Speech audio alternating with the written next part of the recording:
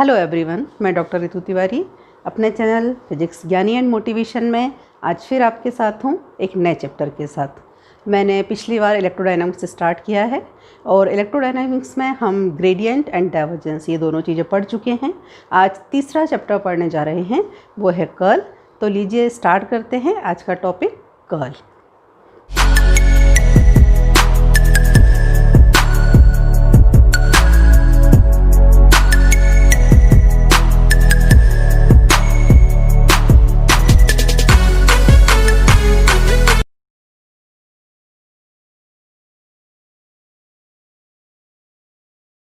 तो कर्ल, जी हाँ, पिछली बार जब मैंने आपसे बात की थी ग्रेडियंट की और डाइवर्जेंस की, तो मैंने आपसे चर्चा की थी कि इस स्पेस में हम मान सकते हैं कि ये जो पार्टिकल्स हैं इनको हम एज अ वेक्टर एज्यूम कर सकते हैं कि ये वेक्टर के जैसे मूव कर रहे हैं। क्लियर? अब यदि ये वेक्टर के जैसे मूव कर रहे हैं तो इनके तीन तरह के मोशन हो सकते हैं। हो सकता है वह ऐसे सीधे मूव कर रहे हों, मतलब एक यूनी डायरेक्शनल हों, एक्स डायरेक्शन में मूव कर रहे हों। हो सकता है इस तरह से एक्स में भी मूव कर रहे हों, वाई में भी मूव कर रहे हों, है ना। या हो सकता है कि इनका डायरेक्शन एक्स और वाई में तो हो, परंतु किस तरीके से हो कि ये जो डायरेक्शन है इनका इन्वर्ट्स हो। और इसके ही रिगार्डिंग मैंने आपको तीन तरह के डाइवर्जेंस पढ़ाए थे कि जैसे जब ये एक सिंगल डायरेक्शन में है, यूनी डायरेक्शन में है, तो उस समय जो आपका डाइवर्जेंस था वो कितना होता था? ज़ीरो। यानी जितना फ्लक्स अंदर आता था उतना ही फ्लक्स कहाँ जाता था? बाहर जाता था। फिर दूसरे तरह का डाइवर्जेंस आया था जिसमें जो इनकमिंग फ्लक्स था वो कम था और जो आउटगोइंग फ्लक्स था वो ज़्यादा था। फ्लक्स के बारे में भी डिस्कस मैंने आपको पिछले वीडियो में पूरा किया हुआ है, फिर से बताने की आवश्यकता नहीं है। और इसके बाद जो नेगेटिव फ्लक्स था, नेगेटिव डाइवर्जेंस था, उसमें आने वाला फ्लक्स जो था वो ज़्यादा था और जाने वाला फ्लक्स जो था वो कम था, यानी कि बीच में कहीं सिंक था। ये तीनों चीज़ें मैंने आपको बहुत अच्छे से क्लियर की हैं पिछले वीडियो में। किसमें? डाइवर्जेंस में। जैसा कि अभी बोला मैंने कि हम इन पार्टिकल्स को वेक्टर के जैसे एज्यूम कर सकते हैं। ठीक है, अब ये वेक्टर किसी भी डायरेक्शन में मूव कर सकते हैं।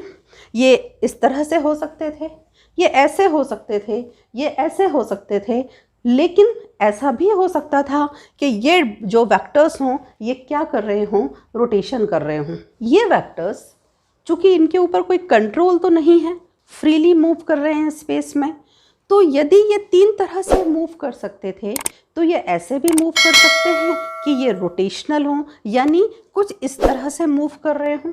ठीक है, यदि ये कुछ इस तरह से मूव करते हैं जहाँ इनका जो डायरेक्शन है या जो हमें दिखता है कि इनका जो फॉर्म है ये किस तरह का फॉर्म है? सर्कुलर फॉर्म है। तो इसको देख के हमको समझ में आ रहा है कि यदि हमें ये देखना है कि ये पूरा एक जो लूप है ये कितने वेक्टर्स से मिलके बना है, तो हम इन सारे वेक्टर्स की यदि हम लेंथ ऐड कर देते हैं तो हमें इस पूरे लूप का जो है पूरा सरकमफेरेंस मिल सकता है। तो लेकिन जो पोर्शन या जो वेक्टर्स इससे परपेंडिकुलरली पास हो रहे हैं, इन वेक्टर्स को हम रोटेशन वाले जो फील्ड है उसमें काउंट नहीं कर सकते। क्यों? क्योंकि ये किस तरह से नहीं है? ये रोटेशन में नहीं है। तो समझिए बात को, जैसे मैंने आपको एग्जांपल दिया था, नदी का एग्जांपल दिया था। नदी मीन्स जो पानी, और पानी जो वेक्टर की बात की थी कि वेक्टर क्वांटिटी है, तो वेक्टर के लिए बात हुई है कि जो कौन सी क्वांटिटी को हम उसमें कैलकुलेट कर रहे हैं या हम उसके ऊपर कंसिडर कर रहे हैं कि किस क्वांटिटी को मेज़र कर रहे हैं। सपोज़ वो क्वांटिटी क्या है? उसकी वेलोसिटी। ठीक है, तो नदी का जो पानी है ना, यदि हम इस स्थिति को देखें तो इस स्थिति में नदी का पानी कैसा बह रहा है? सीधा बह रहा है। किस डायरेक्शन में बह रहा है आपका? सीधा, बिल्कुल एक्स डायरेक्शन में बह रहा है।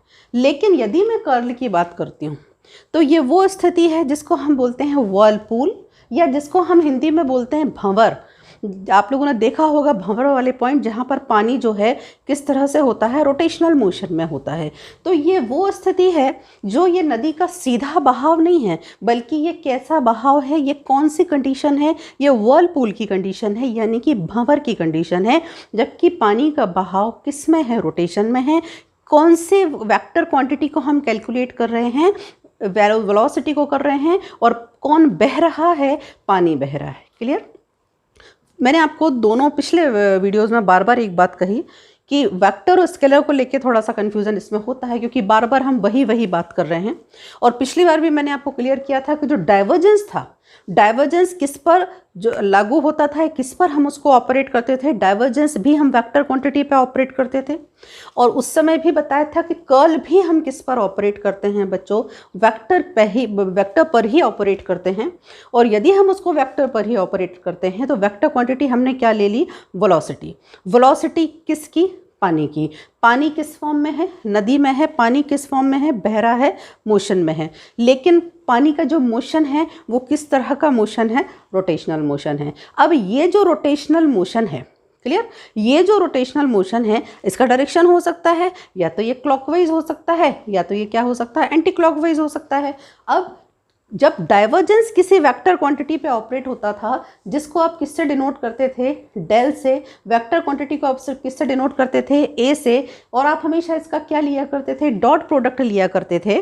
तो जब ये डेल डॉट ए होता था तो ये जो लास्ट में बनता था, ऑपरेट होने के बाद बनता था, तो ऑपरेट होने के बाद जो क्वांटिटी आती थी वो क्वांटिटी जो होती थी वो क्या हुआ करती थी, स्केलर हुआ करती थी। क्लियर। लेकिन कर्ल की क्या खासियत है कि कर्ल भी किस पर ऑपरेट होता है, वेक्टर पे ही ऑपरेट होता है। वेक्टर यानी वही वेलोसिटी है ना। अभी फिलहाल हमारे जो कंसिडरेशन में है एक ही क्वांटिटी को ले रही हूँ, वेलोसिटी। हम उसको ऑपरेट किस पे कर रहे हैं, वेक्टर क्वांटिटी पे।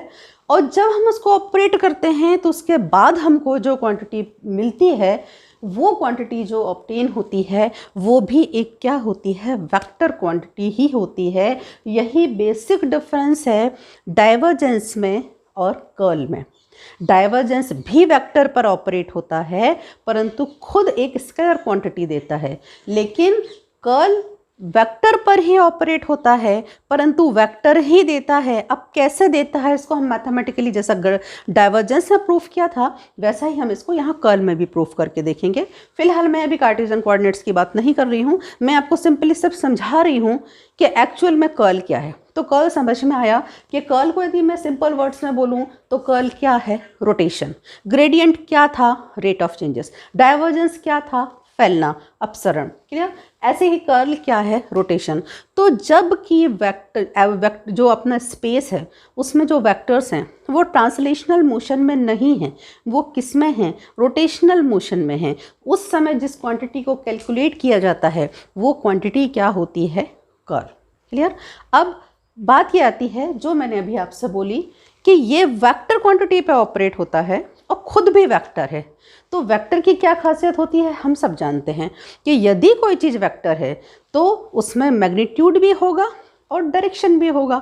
तो मैग्नीट्यूड तो हमें समझ में आ रहा है कि हमने यदि नदी का एग्जांपल लिया है, पानी का एग्जांपल लिया है, velocity as a vector field calculate कर रहे हैं, तो ये जो वेलोसिटी होगी, जितनी तेज़ी से वो पानी घूम रहा होगा, भंवर बना रहा होगा, वो जो उसका जो रोटेशन होगा, वो रोटेशन की जो उसकी कहना चाहिए पावर होगी, स्ट्रेंथ होगी, वो उसका क्या कहलाएगी, मैग्नीट्यूड।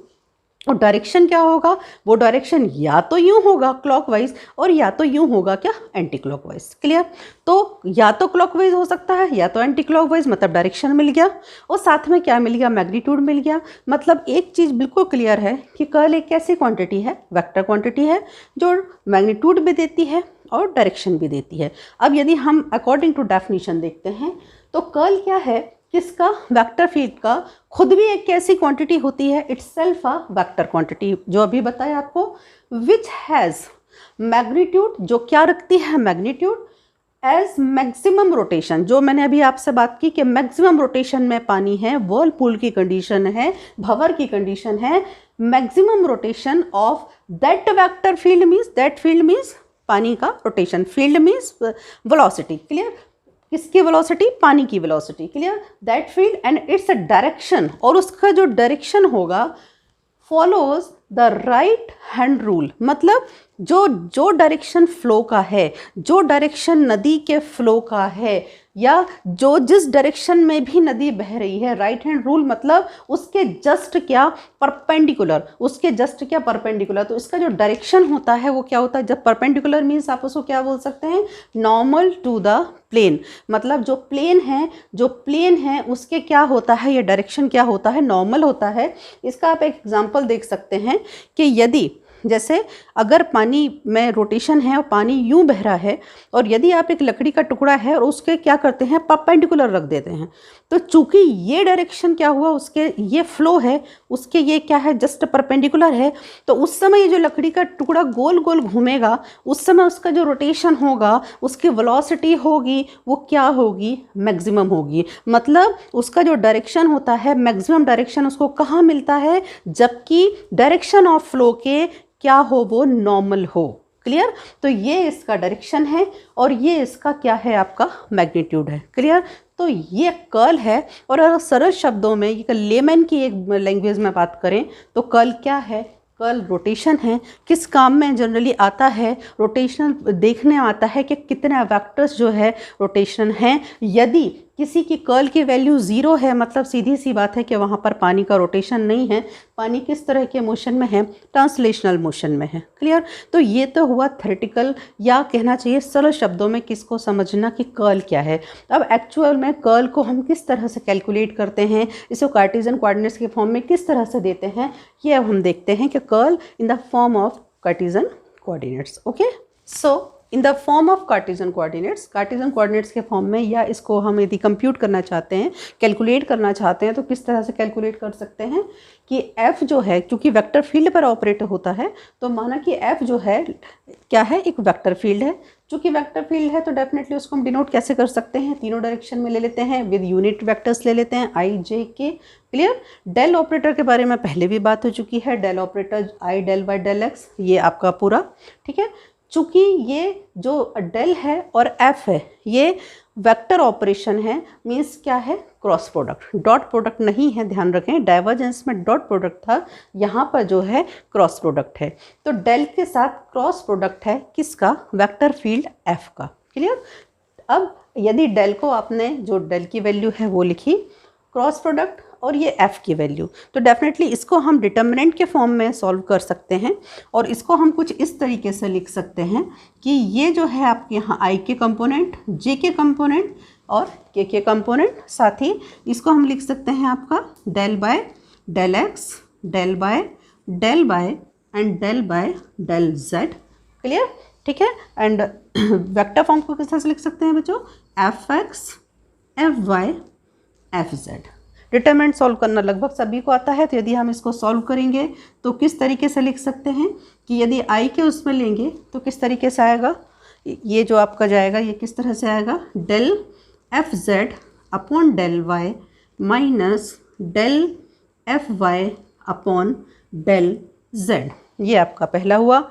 i माइनस क्या लेंगे बच्चों, j है, माइनस जे की रो, ये आपका j का रो एंड कॉलम दोनों गायब, क्या हो जाएगा आपका बताएं, del by del f z by del x minus del f x by del Z.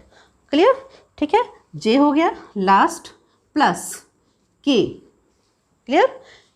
k का रो, k का कॉलम, क्या होगा आपका del f y by del x minus del f x upon del y. Clear. तो इस तरीके से curl को सॉल्व किया जाता है। और जो बात मैंने आपसे अभी कही कि जो कर्ल है वो किस पर ऑपरेट होता है, वेक्टर फील्ड पे ऑपरेट होता है, मतलब एफ एक वेक्टर फील्ड था, वेक्टर फील्ड पर ऑपरेट होता है, विद वेक्टर ऑपरेशन होता है, विद आपका डॉट प्रोडक्ट ना हो के क्या होता है, क्रॉस प्रोडक्ट होता है। और इसके ऑपरेशन के बाद जो क्वांटिटी हमें मिलती है वो क्वांटिटी एक वेक्टर क्वांटिटी ही होती है। ये देख लें कि हमको इस क्वांटिटी में i j k तीनों मिल रहे हैं। मतलब कहने का ये आई जे के हमें तीनों तब नहीं मिलते थे जब हम डाइवर्जेंस ऑपरेट किया करते थे, यानी कि उस समय भी हमारा जो वेक्टर फील्ड होता था वो ए होता था, डेल होता था, बट जो ऑपरेशन होता था वो क्या होता था, डॉट प्रोडक्ट होता था। और उस समय जब ये आपको मिलता था तो ये जो चीज़ आपको मिल रही है इसमें आई जे के जो आपको यूनिट वेक्टर्स मिल रहे हैं, ये यूनिट वेक्टर्स उस समय नहीं होते थे। मतलब ये आपको मैथमेटिकली भी प्रूफ करता था कि डाइवर्जेंस एक कैसी क्वांटिटी देता है, स्केलर क्वांटिटी देता है, और कर्ल एक कैसी क्वांटिटी देता है बच्चों, एक वेक्टर क्वांटिटी देता है। तो इस प्रकार से ये जो है कर्ल का क्या जो वैल्यू है किसके फॉर्म में है, कार्टेशियन कोऑर्डिनेट के फॉर्म में है। अब यदि हमें किसी फील्ड का कर्ल निकालना है, किसी पॉइंट पे कर्ल निकालना है, कितना रोटेशन है वहाँ वेक्टर का, वो फाइंड आउट करना है, तो मैथमेटिकली हम किस तरीके से उसको कैलकुलेट कर सकते हैं। तो हम एक न्यूमेरिकल इसके ऊपर देख लेते हैं तो वो चीज़ और अच्छे से क्लियर हो जाए। तो एक न्यूमेरिकल और अपन कर्ल के ऊपर देख लेते हैं।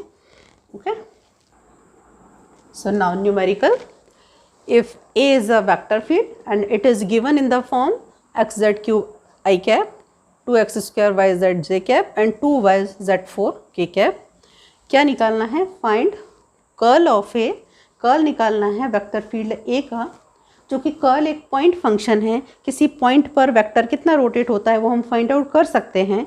तो इसको किस पॉइंट पे निकालना है, 1 -1 1, यानी यदि आप अदर वर्ड्स में बोलें तो क्या बोल सकते हैं इसको, x is equals to 1, y is equals to -1 and z is equals to 1। Okay, clear. तो ये आपको यदि कर्ल किसी भी पॉइंट पे कैलकुलेट करना होता है कि उस पॉइंट पर कितना रोटेशन है वेक्टर्स का, वो आप किस तरह से कैलकुलेट करेंगे।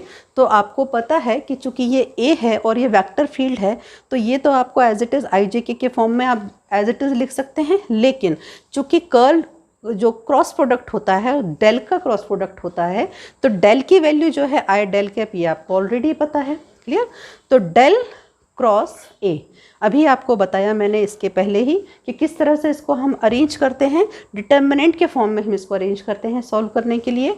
तो ये आई जे के, ये आपका del y del x, del y del y, del y del z, और जो आई का कंपोनेंट है, जो आई का कंपोनेंट है मतलब एक्स जेड क्यूब, ये आपका आई के साथ में आएगा, ये आपका वाई का कंपोनेंट जे का है जो है, और जो आपका जेड का कंपोनेंट है यानी जो के साथ है वो आपका के साथ आएगा, क्लियर। डिटर्मिनेंट को आप जैसे सॉल्व करते हैं, जैसे आपने अभी प्रीवियसली किया उसी तरीके से करेंगे। सबसे पहले आई को लेंगे, तो आई कैप, क्लियर, आई को लिया, आई कैप, आई का रो, आई का कॉलम छोड़ दें, del by in the bracket 2y z 4, clear. I का ले रहे हो, ये आपने लिया, ये लिया, ये लिया, minus del by del z, del by del z, del by del z किस पर ऑपरेट करना है, -2x square y z, clear. ये किसका सॉल्यूशन लिया, किसके रिगार्डिंग लिया, आई के। देन जे हमेशा विद माइनस साइन, माइनस जे की रो, जे का कॉलम छोड़ेंगे, क्या आएगा आपका डेल बाय डेल एक्स, साथ में क्या आएगा 2y z 4 माइनस, ये आपका कितना आ जाएगा, del by del z x z cube, clear, ठीक है। ये आपका जे का हो गया, जे में आपने जे की रो छोड़ी, जे का कॉलम छोड़ा। अब आप लास्ट में किसको लेंगे, के को लेंगे, यूनिट वेक्टर के का रो, के का column, del by del x, del by del x minus 2x y square z, clear, minus del by minus del upon del y x z q, clear. तो इसको solve तो हम कर सकते हैं, किस तरह से, डिफरेंशिएशन के फॉर्म में करेंगे, आई कैप, क्लियर, वाई के रिस्पेक्ट में है, मीन्स यहाँ पर आपका जो क्या बचेगा, 2z4, क्लियर। यहाँ जो है किसके रिस्पेक्ट में है बच्चों, z के रिस्पेक्ट में है, तो डेफिनेटली यहाँ क्या बचेगा आपका, -2 x square y, clear, minus 2 x square y क्योंकि जेड के रिस्पेक्ट में, क्लियर, माइनस जे एक्स के रिस्पेक्ट में है बट यहाँ एक्स की टर्म नहीं है, मीन्स कांस्टेंट है एक्स के लिए, मीन्स कांस्टेंट का डिफरेंशिएशन 0। यहाँ आते हैं माइनस जेड के रिस्पेक्ट में करना है, एक्स कांस्टेंट है, क्या हो जाएगा आपका थ्राइस, ये आपका thrice x Z square, clear. ये जो 0 है उसको आपको लिखने की ज़रूरत नहीं है, लेकिन साइन कौन सा है आपका माइनस है, इसको जरूर ध्यान रखें कि ये माइनस साइन आएगा, क्लियर। इसके बाद लास्ट के कैप, अब के में देखें नाउ प्लस के here del by del x minus 2x square yz, we have to differentiate with respect to x only, so here y and z are constant, 2 2s are 4 x y z. Here we have to differentiate with respect to y, but x is given, z is given, means both are the constant, that's why the differentiation with respect to y, the differentiation of constant will be the 0, clear। तो यहाँ जो remaining बचेगा वो सिर्फ क्या बचेगा आपका minus 4x y z, clear। Now according to the question, किस पॉइंट पे आपको कर्ल फाइंड आउट करना है, 1 minus 1 and 1 means this is x, this is y and this is z, okay। So just substitute these values, I cap 2 2 z 1 raised to 4 minus, similarly x 1 y minus 1, इसी तरह से आपने सारी values जो है substitute कर दी, clear. अब यदि हम इनको सॉल्व करते हैं तो here 1 raised to 4 2 minus into minus plus, clear, minus into minus plus 2 and this is plus into minus minus, plus 2 and minus 2 0, that's why the coefficient of I cap will be 0. Now come to j cap, minus j cap, minus here plus plus minus, minus 3k, minus into minus plus, that's why 3j cap, here plus plus, here also minus into minus plus means 4k. So at the point 1 minus 1 1, the value of curl of a vector function a is 3j plus 4k, and here j is coming, k is coming, both are the unit vectors, that's why this is a vector quantity. So we can say when we apply the del with cross product on a vector field, then it gives a vector quantity, clear। So now curl is over. So इस तरह से बच्चों ये electrodynamics का आपका first question, what is gradient, what is divergence and what is curl, it is completed now. But in short चूँकि ये 3 part में स्प्लिट हुआ, काफ़ी लेंदी था क्वेश्चन, तो इसके जो एप्लीकेशन थे उसके बारे में मैं आपको बता चुकी हूँ कि पूरा इलेक्ट्रोडायनामिक्स जिस पर टिका हुआ है वो है मैक्सवेल के इक्वेशंस, और मैक्सवेल के इक्वेशंस के थ्रू ही हम जहाँ भी इलेक्ट्रिक और मैग्नेटिक फील्ड का इंटरेक्शन है, चाहे वो ट्रांसफॉर्मर है, चाहे वो इलेक्ट्रिक मोटर है, चाहे वो कोई मशीन है, चाहे वो आपके सैटेलाइट्स हैं, जहाँ भी इलेक्ट्रिक और मैग्नेटिक फील्ड्स हैं जो कि वेक्टर के फॉर्म में क्या करते हैं, प्रोपोगेट करते हैं, ट्रैवल करते हैं, उनके इंटरेक्शंस, उनके बारे में हम जब भी पढ़ेंगे और जो आपके मैक्सवेल की इक्वेशंस को सॉल्व करेंगे तो उस सॉल्यूशन में आपको हमेशा इन 3 क्वांटिटीज़ की ज़रूरत बहुत पड़ेगी। किसकी? आपके ग्रेडियंट की, डाइवर्जेंस की एंड कर्ल की। तो ये तीनों जो ऑपरेशंस हैं, ये तीनों ऑपरेशंस मैक्सवेल के इक्वेशंस के लिए एक बैकबोन का काम करते हैं, इसलिए उसके पहले आपको इनको पढ़ना और इनको समझना बहुत ज़रूरी था, जो मैंने अपनी पूरी कोशिश की है आपको इन तीनों को बिल्कुल अच्छे से समझाने की।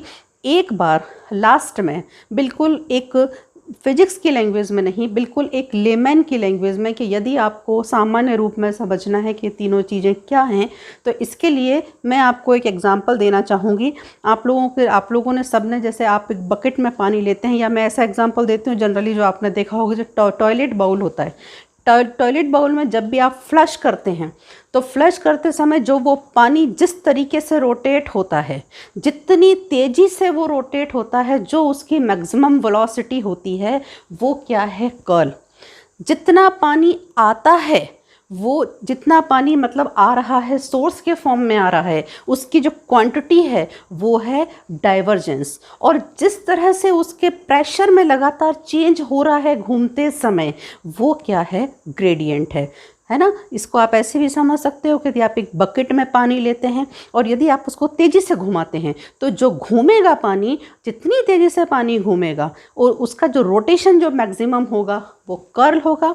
और पानी चूँकि जहाँ सोर्स के साथ आया है, जो उसका प्रेशर है, जो प्रेशर में जो चेंजेस आए हैं उसके घूमते समय, जो भी चेंजेस आप कैलकुलेट करोगे वो ग्रेडियंट हैं। और पानी चूँकि एक सोर्स के थ्रू आया है, पानी आता जा रहा है, घूमता जा रहा है, तो जो पानी आता जा रहा है, कितना फैल रहा है, उसकी क्वांटिटी कितनी है, वो क्या है? डाइवर्जेंस है। तो ये तीनों क्वांटिटीज़ जनरली आपको मैक्सवेल इक्वेशन में, हम फिर से इनसे आप वाकिफ़ होंगे, इन तीनों क्वांटिटीज़ से, बट इनको ध्यान रखें।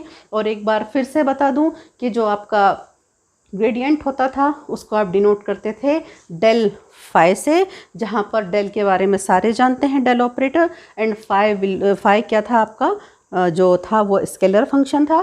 फिर आप ग्रेडियंट पे, सॉरी, डाइवर्जेंस पे आए थे। डाइवर्जेंस में आपने इसको डिनोट किया था किससे?